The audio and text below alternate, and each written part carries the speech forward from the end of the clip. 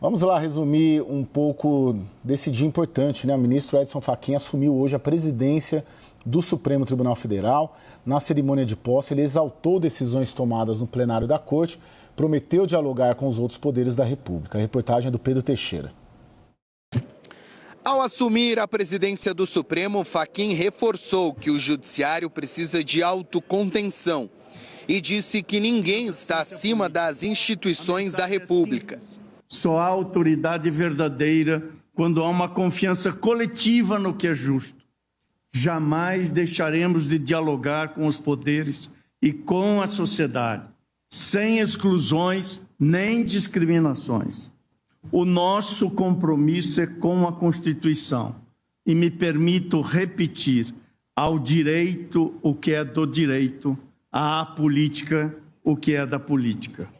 O presidente do Supremo também prometeu abordar pautas consideradas progressistas, como a superlotação carcerária, o racismo e a misoginia.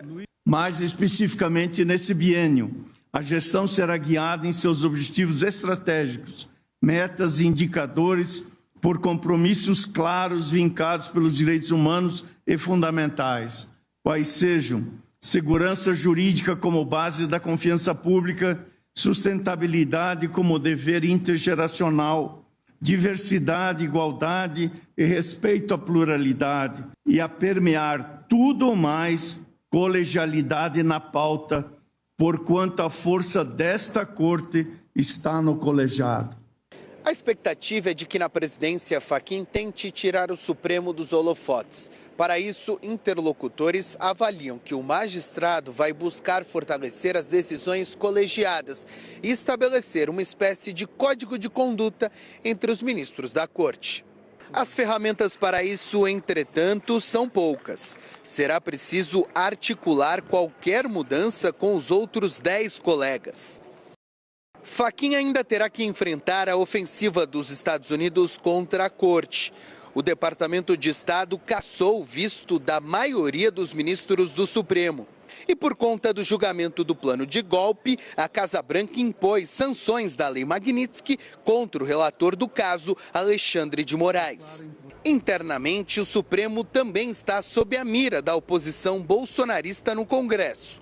O grupo tenta limitar as atribuições do tribunal e ameaça avançar com pedidos de impeachment contra os ministros da Corte. A tramitação, entretanto, depende do presidente do Senado, Davi Alcolumbre, que tem barrado qualquer iniciativa até aqui. Carolina, você domina como poucos aí o Supremo Tribunal Federal, das melhores jornalistas de judiciário do país. O que mais te chamou a atenção nesse discurso de hoje? Eu, pelo menos, como repórter de política, me chama a atenção uma agenda difícil de ser colocada em prática por entraves tanto externos, mas principalmente internos. Eu tenho a impressão que o Supremo já se acostumou a ser o que é. E o Fachin propõe algo quase disruptivo, na minha impressão, mas eu queria te ouvir e sinta-se à vontade para discordar também. Sim, Caio, eu concordo com você e é interessante porque a gente tem visto um Supremo muito politizado. A gente tem visto muito uma feição do Supremo voltada para temas políticos. Também tem incomodado o excesso de decisões monocráticas. Também o Supremo tem ficado com uma cara também de julgamentos criminais. A gente viu essa mudança de chave no Supremo nos últimos anos para esse talento para julgar agora questões criminais. E a impressão que eu tenho é que Fachin quer voltar algumas casas atrás. Ele quer que o Supremo volte a ser uma corte constitucional, uma corte que é o garante das minorias, que é aquele papel daquele Supremo antigo que a gente se lembra de decisões tomadas a favor de minorias, como a população LGBTQIA+, também decisões sobre povos indígenas, inclusive o próprio ministro Edson Fachin foi o relator daquele processo sobre o marco temporal que abriu a possibilidade de mais demarcações de terras indígenas. Então, o que eu vejo é uma virada de chave no Supremo. Só que, claro, o poder do presidente do Supremo ele é bastante limitado. Ele pode definir qual é a pauta de julgamentos ali no plenário. Só que cada um dos ministros, eles são relatores de processos e eles podem também decidir de forma monocrática, que é uma questão que tem incomodado especialmente o mundo político aqui em Brasília. Então, não depende só de Fachin mudar totalmente essa agenda, porque ele vai ter que lidar com outros ministros da Corte que têm poderes também para tomarem suas próprias decisões. Agora, o que ele deve fazer é determinar que cada uma dessas decisões monocráticas vá também a plenário, para que o Supremo não seja essas 11 ilhas que a gente tem visto nos últimos anos. Ele vai ter esse desafio de transformar essas ilhas num grande continente, ou seja, de ter mais decisões colegiadas dentro do Supremo e favorecer também a institucionalidade da Corte, Caio. Professor Carlos Mello, a Carolina descreve ali uma tentativa de recuo, de voltar atrás, de virada de chave. A gente sabe na política que depois que um poder é conquistado, é difícil que quem conquistou esse poder ceda. Você vê um caminho por aí de um Supremo recuperando ali o Supremo que era 20 anos atrás, 30 anos atrás, ou essa hipertrofia política do Supremo é um caminho sem volta? Olha, Caio, quem estuda o Supremo, assim como a Carol é bastante versada nisso, sabe que há uma característica muito presente que você tem 11 ministros que são 11 entidades, né? A Carol tem razão, o presidente ele pode pouco, né? Porque ele não é o chefe dos outros ministros. Já teve até quem fosse presidente da corte com essa postura. Mas ele não é o chefe dos outros ministros, ele simplesmente preside os trabalhos da mesa, né? Tentando ali, de alguma forma, criar conexões, tentar, de alguma forma, estabelecer uma certa harmonia dentro do possível, né? Agora, é necessário dizer que o Supremo precisa, sim, de alguma inflexão no sentido mais clássico do papel do Supremo. No entanto, é também bom lembrar que essa politização do Supremo ela se deu várias vezes por omissão do Legislativo. O Legislativo não quis votar questões importantes, como a questão do aborto anencéfalo, não quis votar a união homoafetiva, não quis votar várias questões importantes, porque eram desgastantes para o Legislativo, e sobraram para o Supremo. Então, conforme você vai dando poder, é lógico que o outro poder vai se agigantando. Agora, houve uma omissão do Legislativo em vários aspectos. Outra questão, Caio, que me parece importante também, é que nos últimos anos, mais recentemente, tanto o Supremo quanto o Tribunal Superior Eleitoral, e o Fachin foi presidente do Tribunal Superior Eleitoral agora recentemente, tiveram uma postura muito importante, porque foram tempos, sim, estranhos, foram tempos excepcionais, que exigiu do Tribunal Superior Eleitoral e da Suprema Corte também alguma excepcionalidade. Agora é necessário voltar para o eixo. No entanto, é importante notar que, recentemente, quando a Procuradoria-Geral da República não funcionava, quando o Legislativo funcionava muito pouco, a instituição que tomou esse papel de frente de defesa da democracia, defesa das instituições, defesa da ciência na pandemia, né, foi o Supremo. Então, sim, é necessário voltar um eixo, é necessário adotar um papel clássico para o Supremo, mas a gente precisa reconhecer que processo, afinal, foi esse que levou a essa, vamos lá, politização um tanto exagerada, em tempos exagerados. Isso, Daniel, o professor coloca quase que o Supremo foi jogado para esse protagonismo, né, professor? Acho que é nessa linha que você está colocando. Agora, Daniel... De algum modo. Não é? De certo modo, sim, né? Agora, o Daniel, de certo modo, também o Supremo, pelo perfil do Fachin, discrição, contenção, autocontenção, colegialidade, pelo menos no que ele pregou, pode evoluir para ter menos protagonismo, esse protagonismo que o professor coloca, que a Carol colocou, de repente o perfil do Fachin vai automaticamente tirar esse protagonismo da corte? Olha, vocês são muito mais versados em Supremo do que eu, certamente, mas Dá para dizer que o hiperprotagonismo individual de alguns ministros, obviamente, se enfraquece um pouco quando emerge um presidente com as características de Fachin. Porém, eu chamo a atenção para um hiperprotagonismo que é institucional. E aí, a mudança de presidente pouco pode fazer para mudar esse hiperprotagonismo institucional que nos últimos 10, 15, 20 anos, para mim, tem 4 grandes paradigmas. A transformação do Supremo numa corte que tem como jurisdição lidar com casos criminais. A gente está falando de Mensalão, Lava Jato, Petrolão.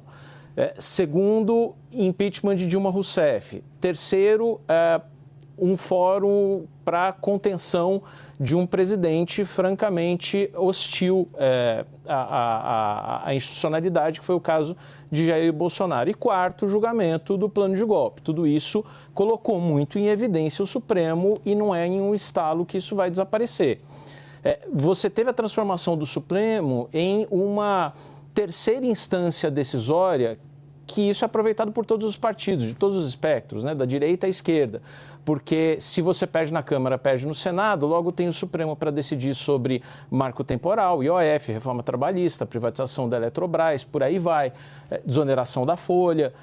E você tem ainda um elemento que foi muito bem trazido por uma tese recente de mestrado, veja só, do presidente nacional do Republicanos, o deputado Marcos Pereira. Ele escreveu em sua tese de mestrado o seguinte, que 80% das ações de inconstitucionalidade que chegam ao Supremo são julgadas procedentes no mérito. 1/3 dessas ações tem como origem os partidos políticos. Ou seja, se os próprios partidos políticos acionam o Supremo contestando a constitucionalidade de algum projeto aprovado pelo Congresso, ora, o Congresso está controlando mal, está fazendo pouco esse controle de constitucionalidade do que ele próprio está aprovando, ou seja, permite que o Supremo se imiscua nesse tipo de decisão que é vista como ativismo político.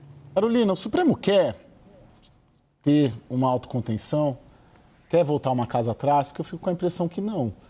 Ainda mais pelos perfis dos ministros mais políticos ali, ministro Alexandre, ministro Gilmar, ministro Dias Toffoli. Você acha que ele tem um desejo genuíno do Supremo Tribunal Federal de se conter?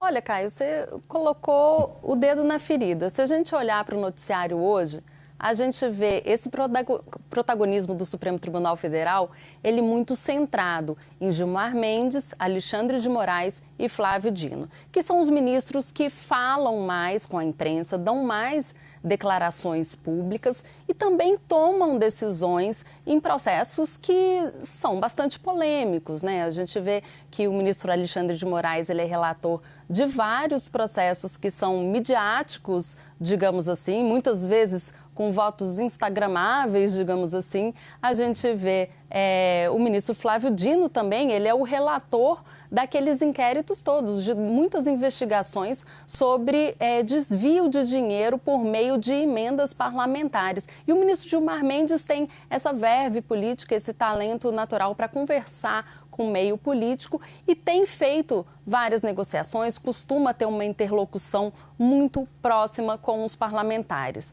Eu me pergunto como que um ministro vai conseguir ser discreto diante desses perfis que a gente vê no Supremo Tribunal Federal. Agora, parece que quando a gente olha também o noticiário, a gente vê toda a descrição do ministro Fachin como uma pessoa mais calma, mais discreta, que não gosta dos holofotes. Isso se tornou praticamente um clichê dizer isso no Brasil. Mas hoje, lá na posse, eu estava lá na posse e pensei, nossa, mas isso é uma posse de uma pessoa discreta? Tinha muita gente, tinha assim, mais de 1.000 pessoas confirmaram a presença. O ministro Edson Fachin, ele convidou todos os 81 senadores, convidou boa parte dos deputados, convidou ministros de estados, governadores. Então, assim, as autoridades estavam todas lá. E mais, estavam também representantes de movimentos sociais, representantes do movimento negro, representante de povos indígenas.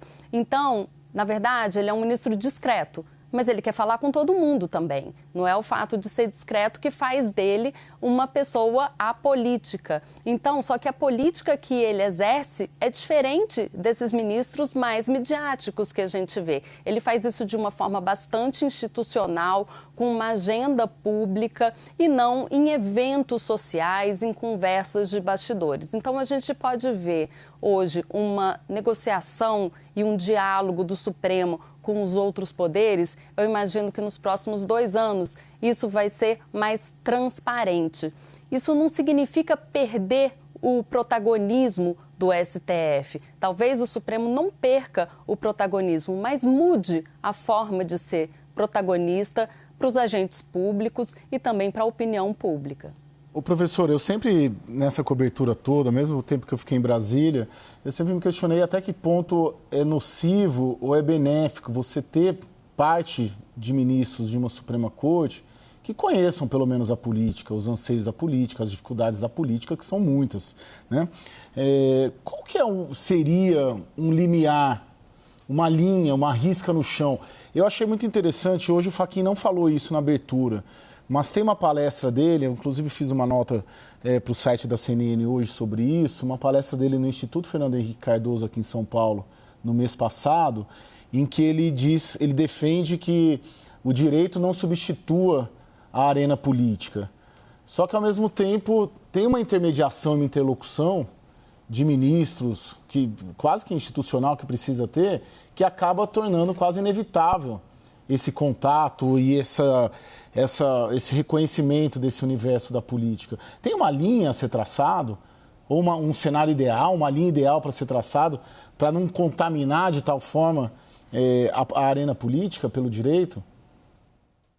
O ideal sempre existe, né? A questão é se ele é possível ou não, se ele é compatível ou não com a realidade, né? Do ponto de vista ideal, você tem, de acordo com o que dizem os livros, né? Poderes harmônicos e autônomos, né?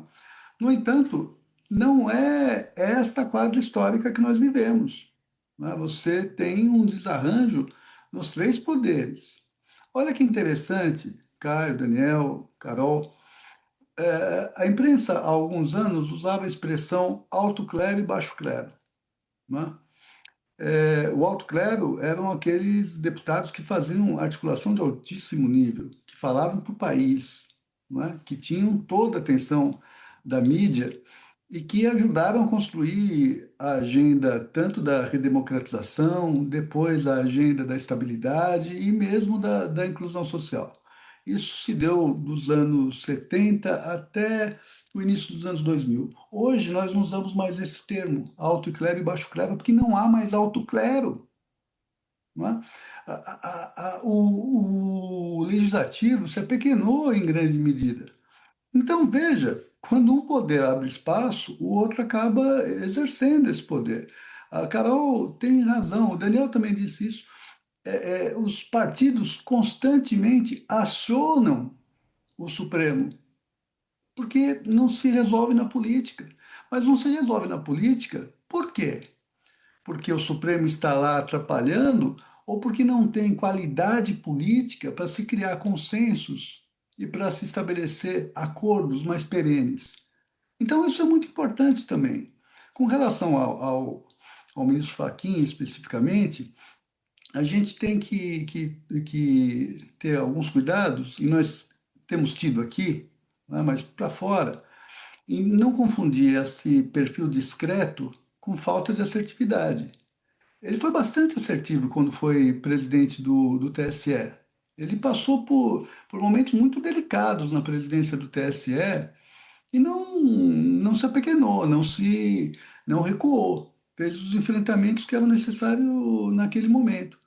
Então, veja, há um ideal, sim, é um ideal, mas a realidade precisa permitir que esse ideal se manifeste, que essa coisa que os livros de teoria política e jurídica propagam, de equilíbrio, de um balanço bem feito, a Suprema Corte aparecendo pouco, porque o seu papel é só constitucional, no limite, não seria criminal. Então, isso seria o ideal, mas a realidade não tem permitido, e não tem permitido por falta de política. Por falta de política. Nós temos uma crise séria no Brasil, que é a crise da liderança política. Nós vivemos um momento de um vazio muito grande. É claro que isso vai repercutir em toda a institucionalidade, isso vai repercutir nos três poderes, isso vai estabelecer esses desequilíbrios todos que nós estamos vendo. Oxalá a gente consiga encontrar um bom termo, oxalá as lideranças políticas se apresentem, se constituam como lideranças de verdade e o Supremo deixe de ter esse papel que tem tido nos últimos 20 anos. Carol, para finalizar com você, qual que é a sua aposta? Como que a gente vai estar falando daqui a 2 anos do que foi a gestão Fachin? Olha, Caio, eu acho sempre perigoso ter uma aposta. Eu me lembro quando a ministra Rosa Weber, ela tomou posse como presidente do Supremo Tribunal Federal numa toada muito semelhante a essa do Fachin. Se a gente pegar o discurso dela de posse, ela tem vários pontos em comum com o discurso do Fachin, que é justamente isso, da colegialidade, de dar à política o que é da política, dar ao judiciário o que é do judiciário, de manter-se longe da vida política. E aí o plano dela foi atropelado pelo 8 de janeiro. Então, assim, foi difícil tirar o Tribunal dos Holofotes a partir do 8 de janeiro de 23. O que a gente pode fazer é ter bons votos de que Fachin não tenha nenhum problema semelhante. E a se confirmar isso, eu aposto sim que o Supremo consiga sair um pouco dessa questão de um tribunal penal, agora no fim do ano, com o fim dos julgamentos desses réus por terem planejado um golpe de Estado no país, e também, assim, tentar sair um pouco da pauta política à medida que as outras pautas, as pautas sociais, as pautas de direitos humanos, tomem conta do plenário do Supremo Tribunal Federal. Sim, é um exercício possível, mas não é certo que Fachin vai conseguir isso, porque, como bem ponderamos aqui, ele não é o tribunal, apesar de ser o presidente do tribunal. Ele também depende da colaboração de outros 10 ministros do Supremo que, sim, tomaram muito gosto por estar ali na vitrine, por estar no noticiário todos os dias.